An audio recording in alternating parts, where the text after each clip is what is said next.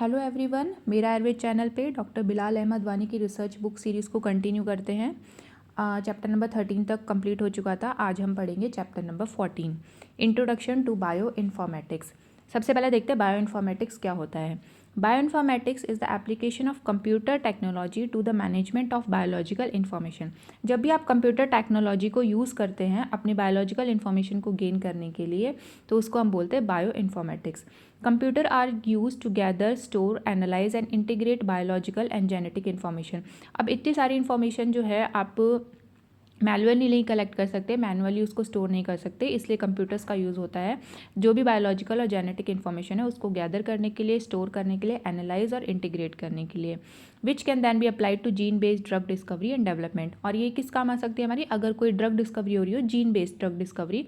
जैसे gene based drug discovery हमने पढ़ा था एंटी सेंस थेरेपी जब हमने पढ़ी थी, एंटी सेंस अप्रोच जब पढ़ी थी ड्रग डिस्कवरी और ड्रग डेवलपमेंट वाले चैप्टर में, तो उस चीज़ के लिए हमें कंप्यूटर्स काम आते हैं। या फिर हमने वहाँ पे पढ़ा था कि आप इन सिलिको जो है एक्सपेरिमेंट भी कर सकते हैं, मतलब आप अपने कंप्यूटर्स के द्वारा भी एक्सपेरिमेंट कर सकते हैं।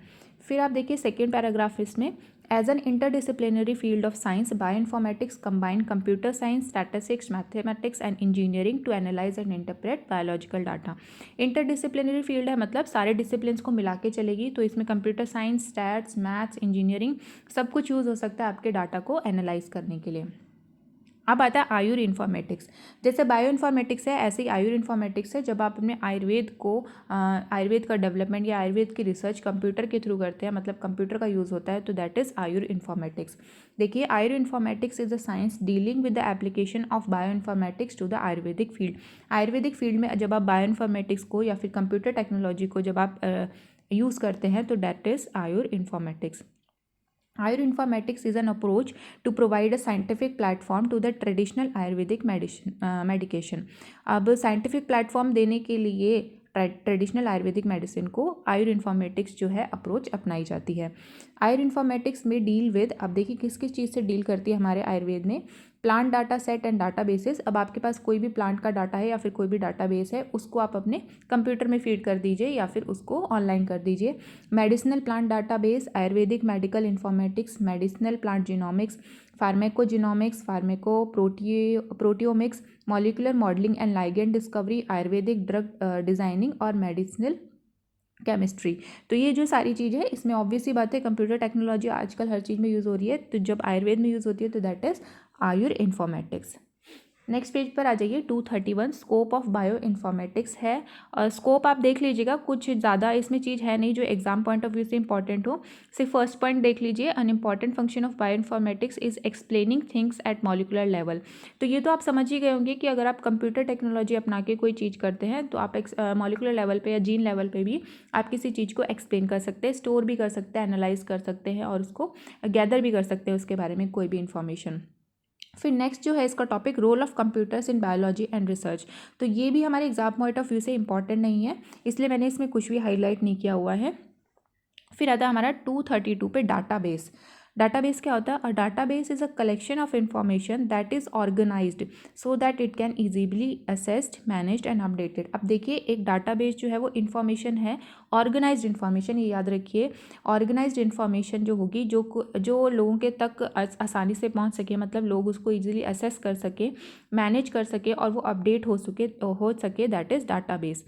It is a collection of schemes, tables, queries, reports, views and other object. अब डाटाबेस में क्या आ सकता है, कोई स्कीम भी आ सकती है, टेबल्स भी आ सकती है, कोई क्वेरीज हो, रिपोर्ट हो, किसी के व्यूज़ हो या फिर कोई भी object. Access to this data is usually provided by the database management system।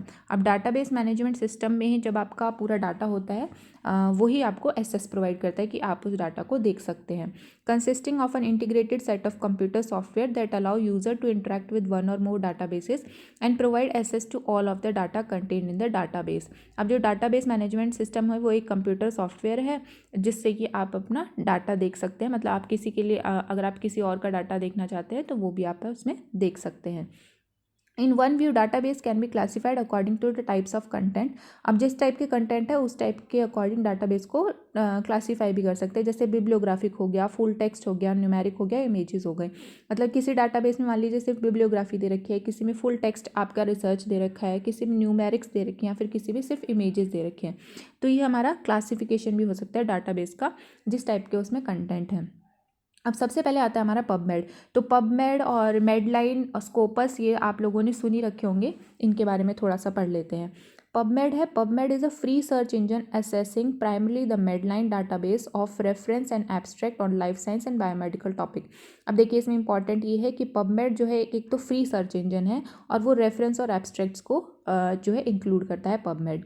तो PubMed is a free resource that is developed and maintained by National Center of Biotechnology Information, NCBI याद रखिएगा। Develop और maintain किया जाता है ये NCBI के through as the US national library of the medicine located at the national institute of health. तो जब भी आप कोई चीज़ पढ़ते हैं, मान लीजिए आप कोई रिसर्च देखना चाहते हैं, फिर किसी टॉपिक पे अगर आप कुछ ढूंढ रहे हैं, मान लीजिए आप डायबिटीज़ पे कुछ ढूंढ रहे हैं, तो आप देखिएगा उसमें फर्स्ट या जो सेकंड आपका जो सर्च इंजन आता है वो NCBI.NHM.NIH करके आता है, NLM.NIH। तो वो जो है वही है हमारा क्या बोलते हैं पबमेड जो है पबमेड के थ्रू ही वो खुल रहा है। मतलब वो जो है मेंटेन किया जा रहा है हमारा NCBI और NLM के द्वारा। तो जब भी आप किसी चीज़ को सर्च करते हैं तो सर्च इंजन दूसरा फर्स्ट सेकंड या थर्ड में से यही वाला सर्च इंजन आता है। तो ये हमारा पबमेड वाला सर्च इंजन।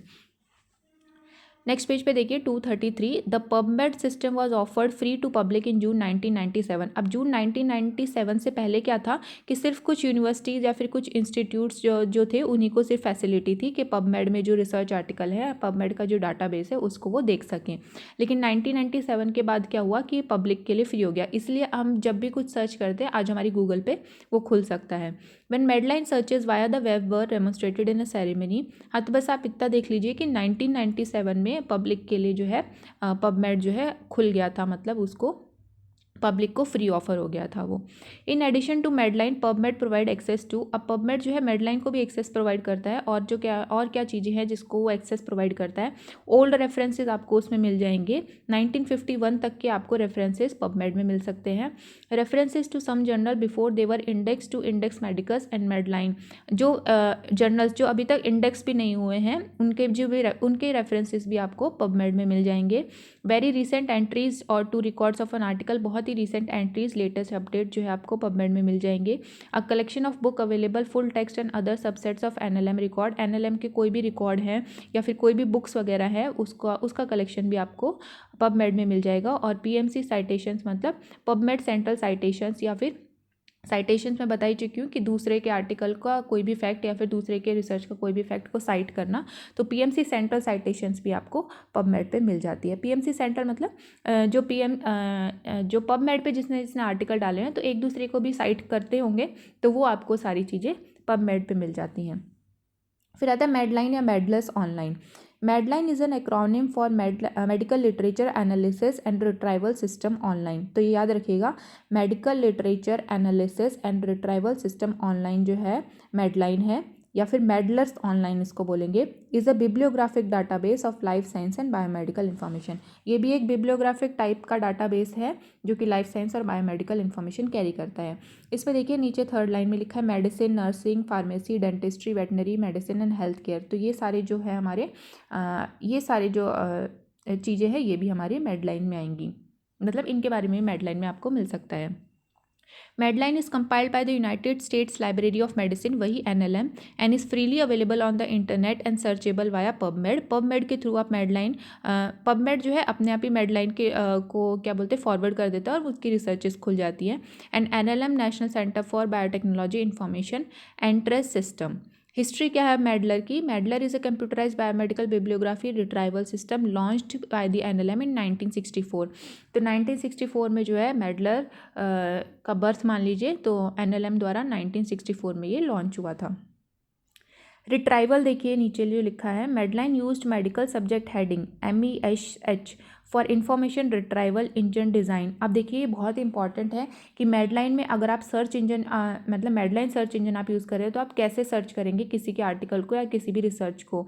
तो मेडिकल सब्जेक्ट हेडिंग मतलब आपका जो सब्जेक्ट की हेडिंग है उससे आप जो है किसी भी आर्टिकल को सर्च कर सकते हैं, उसको बोलते हैं मैश। ठीक है। To search MEDLINE search as Entrez and PubMed. तो एंट्रेज और पबमेड में आप मैश को यूज़ करते हैं, मतलब मेडिकल सब्जेक्ट हेडिंग को यूज़ करते हैं। जनरली यूज़ अ बोलियन एक्सप्रेशन। बोलियन एक्सप्रेशन बहुत ही इंपॉर्टेंट है, ये एग्जाम्स में आते हैं। बोलियन एक्सप्रेशन का मतलब होता है कि आप एंड इन और करके अगर आप कोई अपना एक्सप्रेशन यूज़ कर रहे हैं, मतलब डायबिटीज़ एंड कार्डियोवास्कुलर डिसीज़, तो आपका डायबिटीज़ और कार्डियोवास्कुलर दोनों खुल जाएगा। डायबिटीज़ और कार्डियोवास्कुलर डिसीज़, तो डायबिटीज़ के अलग आर्टिकल आ जाएंगे, कार्डियोवास्कुलर के अलग आ जाएंगे, मतलब उन दोनों का मिक्स करके कोई रिसर्च नहीं होगी। ठीक है। तो ये इनको बोलते हैं बोलियन एक्सप्रेशन।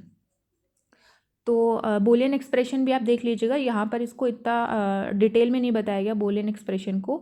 मैं एक लेक्चर अलग से जो है इनका छोटी छोटी जो डेफिनेशंस हैं जो एग्ज़ाम पॉइंट ऑफ व्यू से इंपॉर्टेंट है उसका एक अलग से कर लूँगी, जो रिसर्च के टर्म्स हैं कंबाइनिंग मैश टर्म्स। लेकिन आप बोलियन एक्सप्रेशन को अच्छे से टिक कर लीजिए, इसको अलग से हाईलाइट कर लीजिए क्योंकि एग्ज़ाम में आता है। Combining MeSH terms, words in abstract and title of article, author name, date of publication. तो आप जो एब्स्ट्रैक्ट में जो की वर्ड्स होते हैं उनसे भी सर्च कर सकते हैं, टाइटल ऑफ आर्टिकल से सर्च कर सकते हैं, ऑथर नेम से, डेट एंड पब्लिकेशन। तो आप दो चीज़ इसमें याद रखनी है आपको, एक तो मैश याद रखना है MESH मेडिकल सब्जेक्ट हेडिंग, और दूसरा याद रखना है आपको बोलियन एक्सप्रेशन या फिर बोलियन ऑपरेटर्स भी बोलते हैं इनको।